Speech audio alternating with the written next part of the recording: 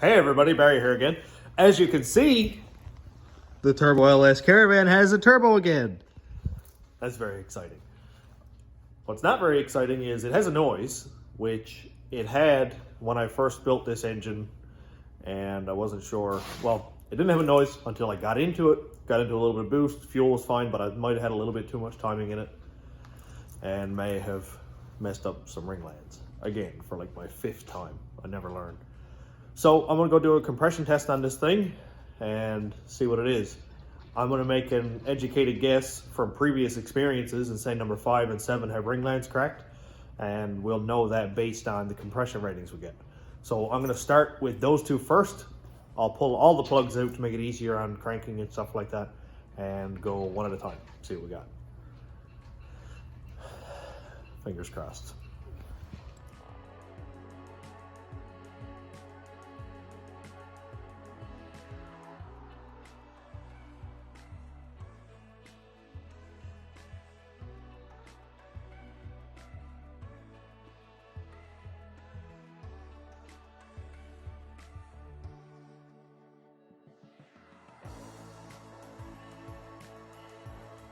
On first inspection, these are rear plugs, so 1, 3, 5, 7.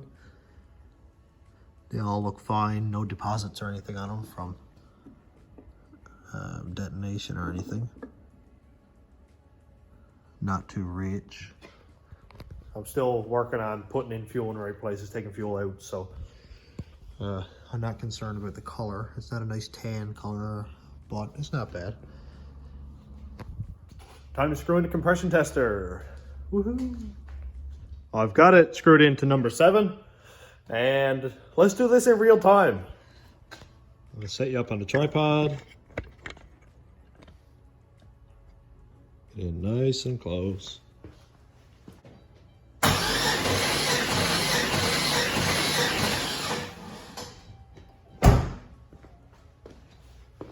Yay! 90 PSI. Well, that's not so good. I'm gonna screw it on to number 5 and then probably skip and just go right to number 1 to see if I've got like a balance problem going on here, or if it just has low compression because there's like garbage heads on it. There's 317 heads off a 6 liter on this, so it's gonna make like 9 to 1. So I'm really not that happy with like 85 PSI, but we'll see what the rest of the cylinders are anyway.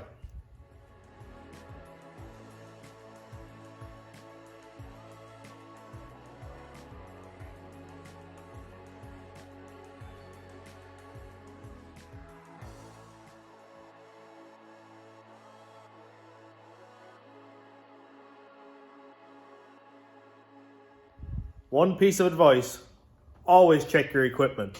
Always double check. On these 4 cylinders, 1, 3, 5, 7, 90, 90, 80, 90. So number 3, my lowest cylinder so far, I checked with a different compression tester, like 170, 160. I think I'll check them all again. This old thing, not doing so hot apparently.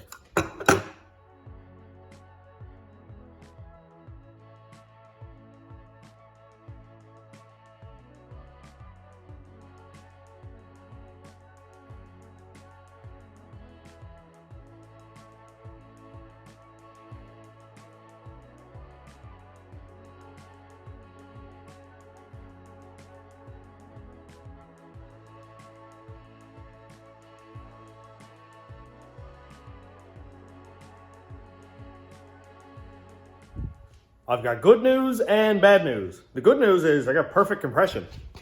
Like, this is the last one, number 2. 150, 60, 70, 170.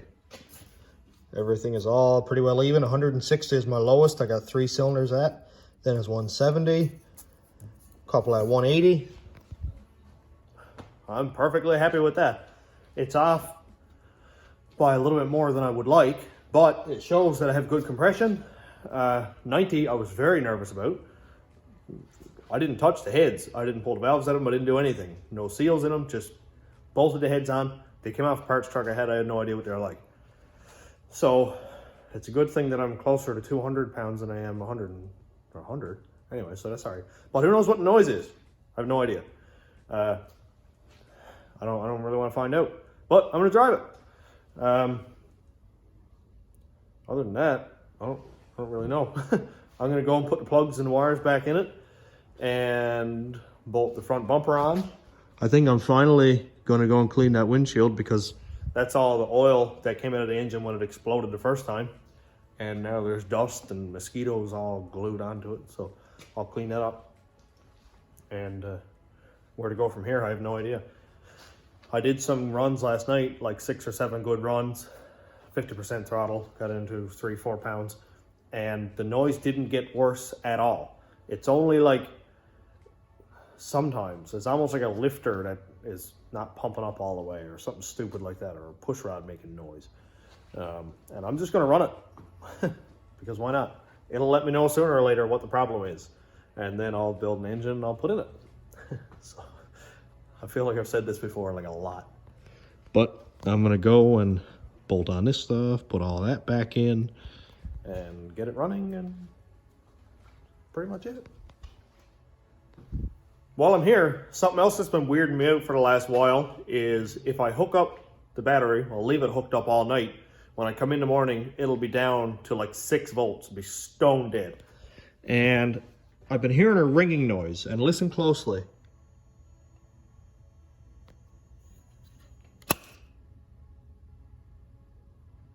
And when I plug the alternator back in,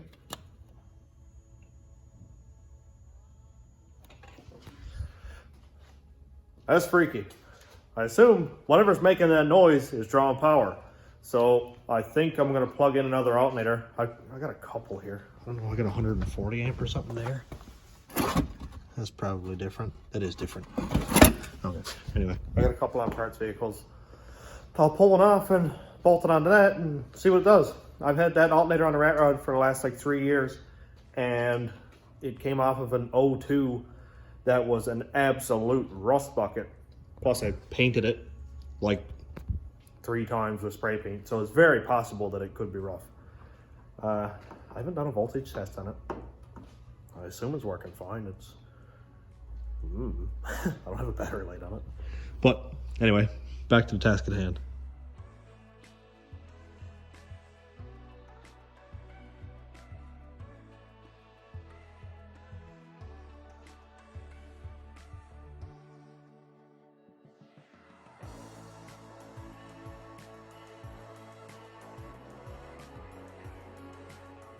Oh, hey, it has a bumper again. Sweet. Looks so cool. You may be wondering, the burnout competition is over. Why is this guy putting the hood exit back on it when he's going to take it off after the burnout competition? Well, that's because there's going to be a second one.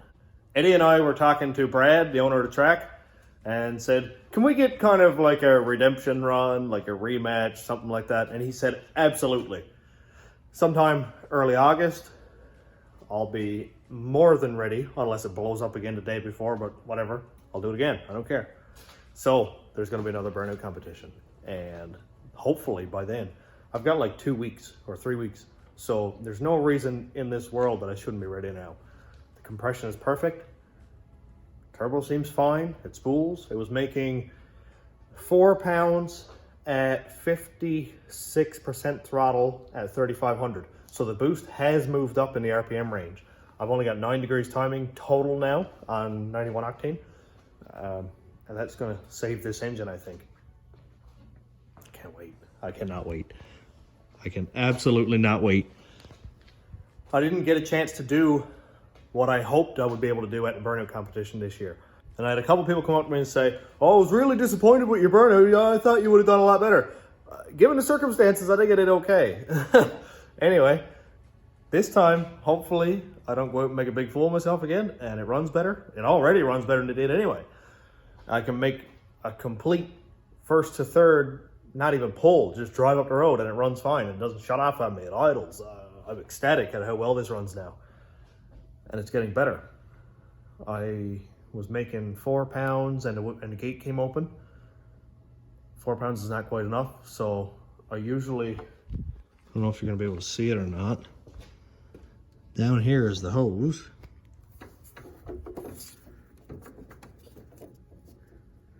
Not really.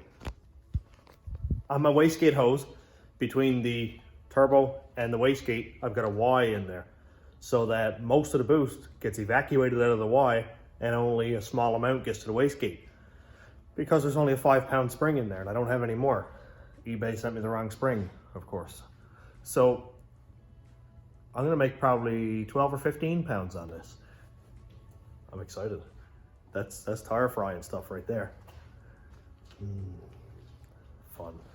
Well, it's time to get this thing running, and I'm gonna check the voltage, see if my alternator's cooked. Okay, sitting 12.4.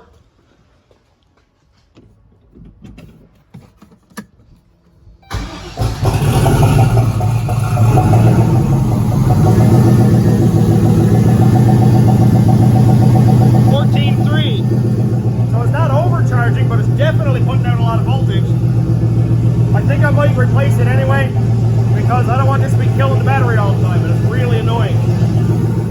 Well, I seem to have perfect compression, so just to ease my mind on why this thing is knocking and ticking and making noise, I've got this thing. It's an endoscope, so I'm going to turn this thing on, stuff it down through a plug hole, and hopefully I can see no cracks in pistons, but potentially maybe. I think there's going to be issues. I think maybe a top of a piston or a second ringland is broken and there's still rings there, so it'll still make compression. If that is the case, I'll pull the head out of it and pull the oil pan off and just change the rod and piston. It's not really a big deal. It's a pain, of course. It's going to be another 5 or 6 hours worth of work, but a lot better than putting rods through solder block, rebuilding it all again in one day, and that'd be suck. So I think I can screen record this thing. It's not like crazy HD quality or anything, but I'll see if I can get some video out of it.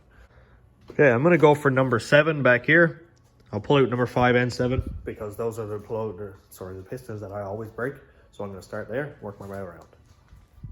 Well, I checked cylinders 7, 5, and 3, and I tried to screen record with the thing, but I can't really figure it out. So I'll try it again. Hopefully I'll get something to show you anyway. So I can only see about half the piston, which I think is like the top half because of the way the plug goes in, or like maybe the back half of the piston. I did screenshot one place where there looked to be some detonation damage on the piston, but it was almost like little small dips, as if you just nicked it with a drill bit or something like that, and there doesn't seem to be any pieces missing.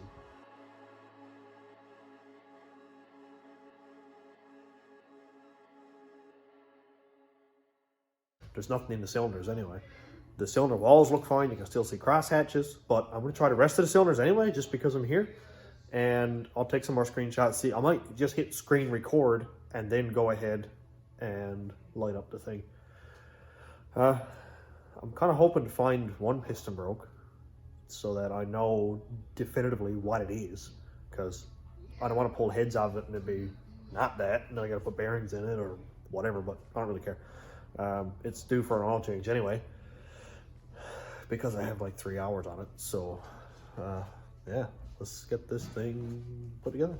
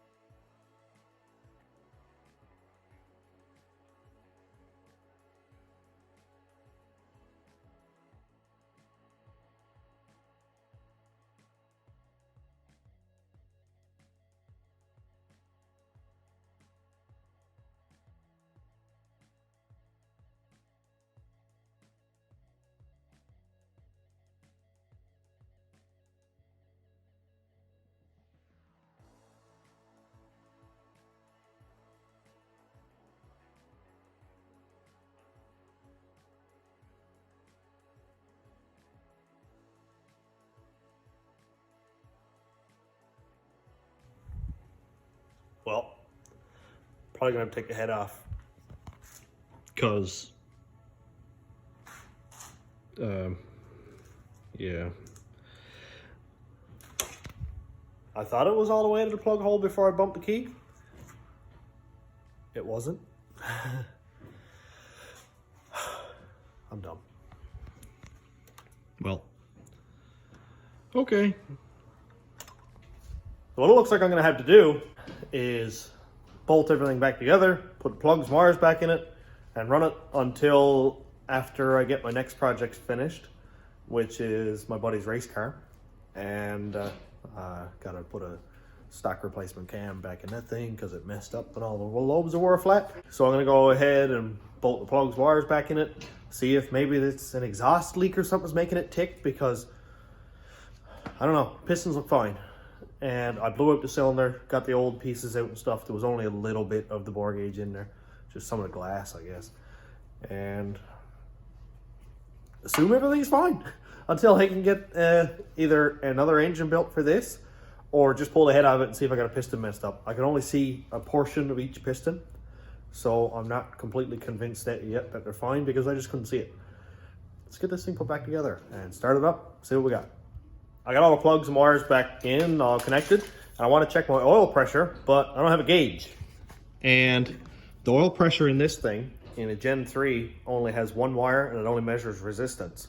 So I can't log it unless I go to a 3-wire Gen 4 one, start deep into PCM, which I'll do, just not right now. So I have a pigtail off the Gen 3. I'm going to hook that up to a multimeter, run it to the ground, and see what my resistance is. According to all data, the resistance values are 0 PSI is 0 ohms, 80 PSI is 88 ohms. So I guess, well, 40 would be 40-ish PSI, and I'll know that. And the minimum values are 6 PSI at 1,000 RPM, 18 PSI at 2,000 RPM, and 24 PSI at 4,000 RPM. That is the lowest acceptable value. That came right from all data from the GM specs. So if I'm idling, or say 1,000 RPM at 3 PSI, I know I've got oiling issues, and I'll rev it up a little bit. I don't have a tack, but you know, I'll get it up around what I think is 2,000 PSI, and we'll see what oil pressure I have. So I've got to get behind there, like a foot back in the cowl, plug this thing in, and we'll come back when I got the multimeter hooked up. Well, this thing is hooked up.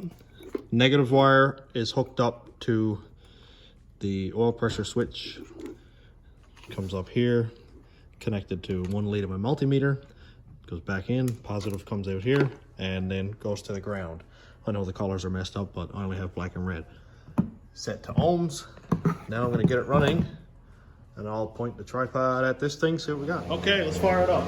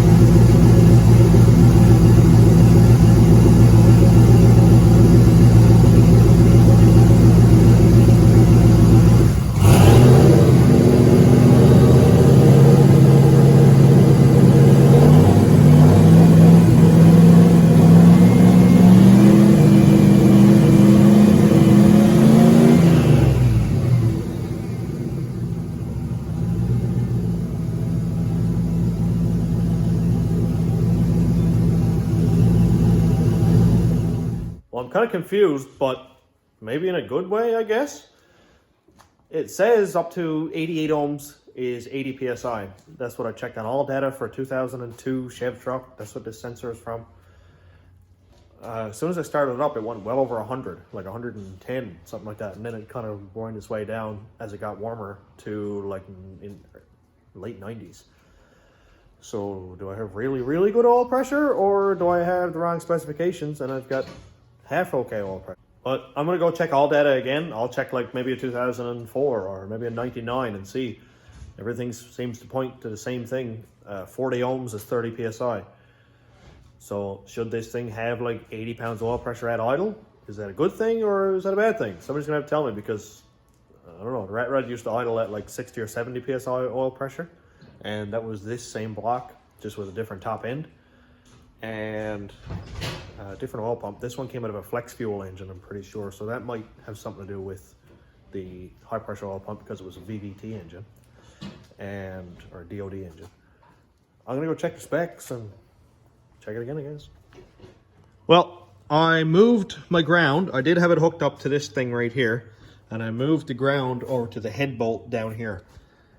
I figure if the ground goes through the sensor into the block first, then out through all the wire up to the battery, it might give me some skewed reading. So just as a last ditch effort, I got it hooked directly to the block, and I'm gonna fire it up again, see what we got. I don't mind having really high oil pressure, but I don't want it to be wrong and me think I have really high oil pressure. That would be suck. Let's fire it up again.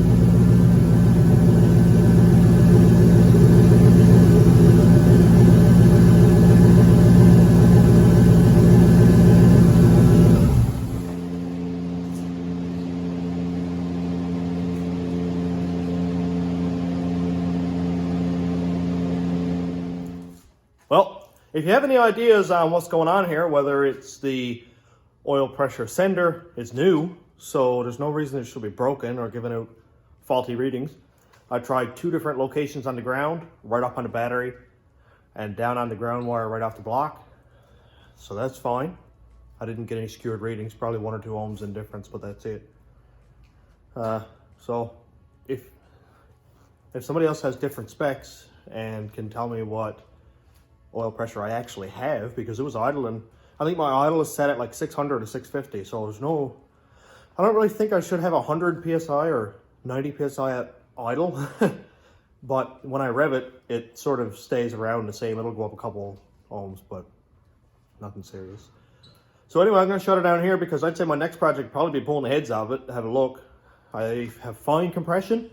The bore gauge, before I destroyed it, showed no issues with the pistons that I could see, besides one having a couple of marks on it. The oil pressure seems fine. I don't know. Let me know what you think. And hopefully the next video I won't be pulling the heads off of this thing. It'd be kind of cool to keep it all in one piece. But I'm going to drive it. If it blows up, I'll replace it. No big deal. Thanks for watching, everybody. Have a good day.